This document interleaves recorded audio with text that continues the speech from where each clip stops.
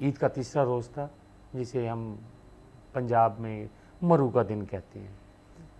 तो उस दिन, ये जुमे के दिन तकरीबन 3 बजे का टाइम था जब मैं ये सारे ऑपरेशंस को कर रहा था। वहाँ एक ऐसा बंदा रह गया था जिसको हमने गिरफ़्तार करना था, और उसकी अप्रीहेंशन के लिए हमें टास्क मिला था। हम वहाँ ने हमने अपनी वो जो पिक्टिंग वगैरह होती है, जो डिप्लॉयमेंट होती है, वो करने के बाद हम जब वहाँ पहुँचे, तो उससे पहले हमारी कुछ SOPs हैं जिस पे अमल करते हुए हमने वो रास्ते इख्तियार करने होते हैं।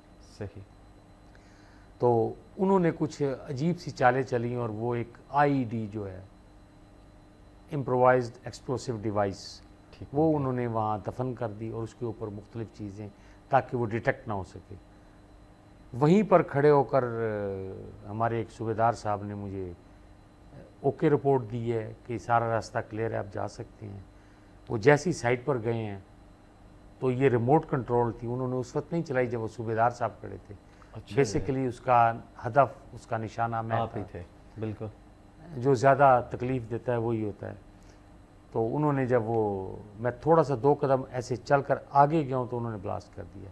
ये भी मेरे रब का करम है। आप देखें, मैं शुक्र अदा करता हूँ कि अभी मैं ऐसे ही कदम उठाया और वो ब्लास्ट हुआ, वो ब्लास्ट तिरछा गया ऐसे, और मैं उस डेब्री के साथ तकरीबन 20 से 25 फुट हवा में चला गया। हवा में? जी हाँ सर। अच्छा। लेकिन मैं होश व हवास में था। ये मेरे रब्बुल इज़्ज़त की ज़ात ये का जितना बड़ा करम प्रोसेस है। है आप देख रहे थे? जी हाँ सर, मैं दाएं बाएं मैंने मुड़ कर देखा, तो वहाँ जो कुछ था उसमें काफ़ी मेरे जवान गिरे हुए थे, बेहोश थे। मेरे साथ वापडा वाले थे, वो भी गिरे हुए थे।